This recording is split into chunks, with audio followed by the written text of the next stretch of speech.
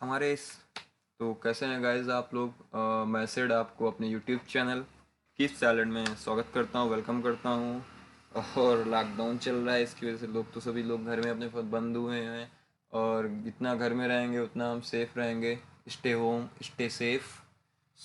मैं आपको वैसे तो मैं आज ये वीडियो मेरा बनाने का मेन टॉपिक ये था कि कुछ लोगों के फैमिली मेम्बर्स में जो अदर स्टेट में फंसे हुए हैं और अकेले रह रहे हैं, उनको कोई प्रॉब्लम क्रिएट्स हो रही है और उनको अपने अपने घर लाने के लिए घर लाना है, तो उसके लिए हम पास चाहिए।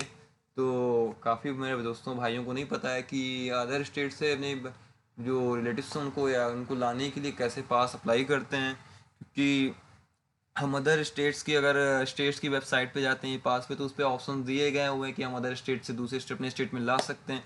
पर हम अगर अपने स्टेट यूपी में देखते हैं तो यूपी पास से भी साइट पे जाते हैं, विज़िट करते हैं, तो उसमें हम फाइनली पाते हैं कि ये विद इन डिस्ट्रिक्ट देता है या क्रॉस डिस्ट्रिक्ट। दैट्स मीन हम अगर हम आउट ऑफ स्टेट जाना चाहें तो उस साइट पे आउट ऑफ स्टेट जाने का कोई ऑप्शन नहीं दिया है।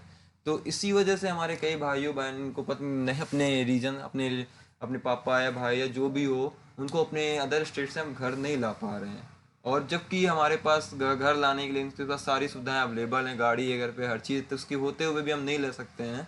तो मैं आपको बता दूं कि यूपी गवर्नमेंट में प्रोसेस अवेलेबल है कि जिससे हम अदर स्टेट से भी ला सकते हैं। लेकिन इस प्रोसेस को करने के लिए ये जो आपको अदर स्टेट से लाने का प्रोसेस है, वो यूपी गवर्नमेंट ने ऑफलाइन कर रखा है। तो हम ऑफलाइन प्रोसेस है तो उसको बताना पड़ेगा कि कैसे क्या करना पड़ेगा। तो सबसे पहले मैं बता दूं, ऑफलाइन प्रोसेस जो होता है वो ऑफलाइन प्रोसेस तो है, उसको मैं आपको बता रहा हूँ कैसे कैसे स्टेप वाइज है। लेकिन उससे पहले मैं आपको बता देता हूँ कि अगर आप कोई विद इन डिस्ट्रिक्ट अगर लाना चाहते हैं तो यूपी ई पास की साइट है, उस पर आप विजिट करेंगे और उस पर आप सारी डिटेल फिलअप करेंगे और उसके बाद सबमिट कर देंगे।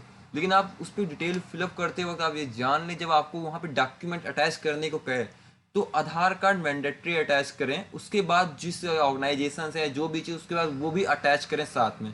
अगर आप सोचते हैं कि मैं नहीं मेडिकल सर्टिफिकेट या कुछ भी अगर अटैच कर देता हूँ, आधार कार्ड अटैच नहीं करता हूँ क्योंकि उसमें अटैच में सिर्फ एक ही ऑप्शन मांगता है, डबल फोटो अटैच पे ऑप्शन नहीं, तो आपको वो रिजेक्ट हो जाएगा। क्योंकि आधार कार्ड का कंडीशन में देखते हैं, आधार कार्ड मैंडेटरी है। क्योंकि मैंने भी अप्लाई किया था, मैं आधार कार्ड नहीं ऐड किया था, सिर्फ अपना मेडिकल सर्टिफिकेट ऐड कर दिया था, उसकी वजह से मेरा रिजेक्ट हो गया। तो मैं आपको बता दूं कि अगर आप भरें तो आपका रिजेक्ट ना हो, जिससे आपको मिल जाए पास आसानी से। तो उसके लिए मैं आपको बता दे रहा हूँ। बाकी मैं आप शुरू करता हूँ कि मेनली आपको ये बताना शुरू स्टार्ट करता हूँ कि आप अदर स्टेट से कैसे लाते हैं। अगर सपोज दैट आप सपोज दैट मुरादाबाद में रहते हैं, मुरादाबाद के किसी टाउन में रहते हैं, तो मुरादाबाद आप डिस्ट्रिक्ट है, तो मुरादाबाद डिस्ट्रिक्ट में आप कहीं भी, आप जो डीएम ऑफिस होते हैं, एडीएम ऑफिस होता है, और आप जिस तहसील में रहते हैं वहाँ के जो एसडीएम ऑफिस होते हैं, तो ये सब आपको पता ही होगा। और उस एरिया के डीएम ऑफिस कहाँ पे है वो आप गूगल पे चेक कर सकते हैं। वैसे मैं आपको डिस्क्रिप्शन में बता दूंगा कैसे कहाँ भी आपको जाना रहेगा।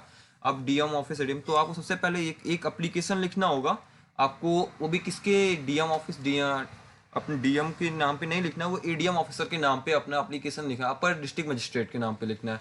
तो आपको मैं बता दूं, उसमें अपर डिस्ट्रिक्ट मजिस्ट्रेट के नाम पे ये लिखना है कि किस लिए आपकी, जो आपके बाहर हैं उनको क्या प्रॉब्लम है। उस पर आप एप्लीकेशन में क्लियरली आपको अपनी प्रॉब्लम्स मेंशन करनी है कि क्या क्या प्रॉब्लम क्रिएट हो रही है जिसकी वजह से आपको बाहर से उनको लाना चाहते हैं। तो एडीएम ऑफिस पे आप जाएंगे पहली बार, तो आप वहाँ विजिट करिए और उसके बाद एक एप्लीकेशन लिख के रखिए।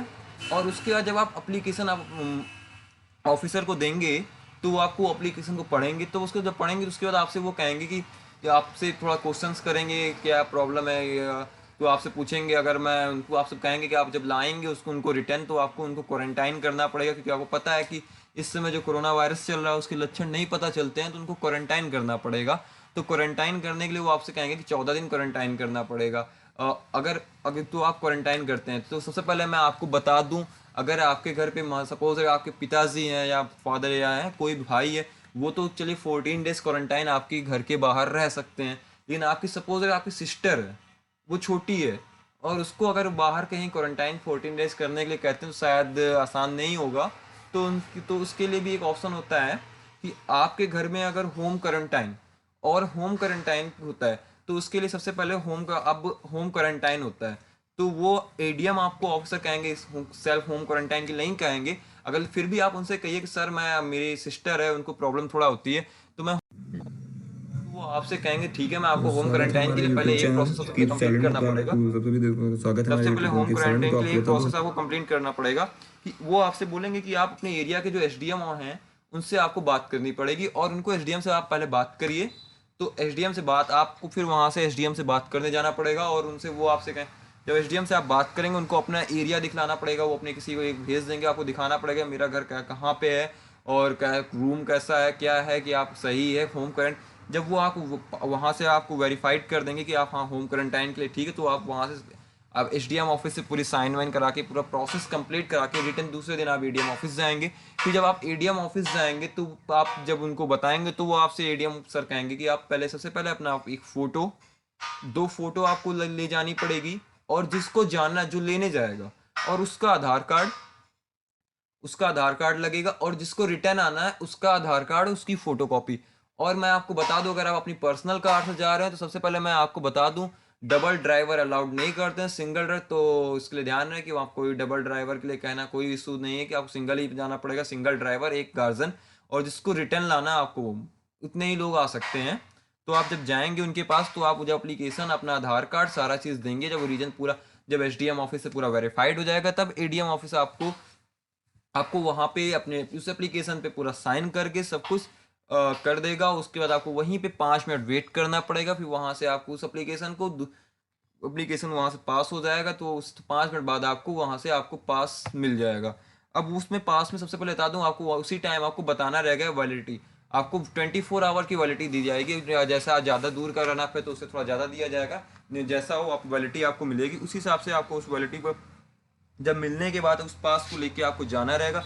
और इतना ध्यान रखें उस पास पे आपको जब भी ट्रिप पे जाएं, जब जा रहे हो आप लाने, तो उसमें अपना आधार कार्ड खास करके रखे रहें, और रखे रहें जिससे आपकी कोई भी गाड़ी रास्ते में कोई रोकेगा नहीं।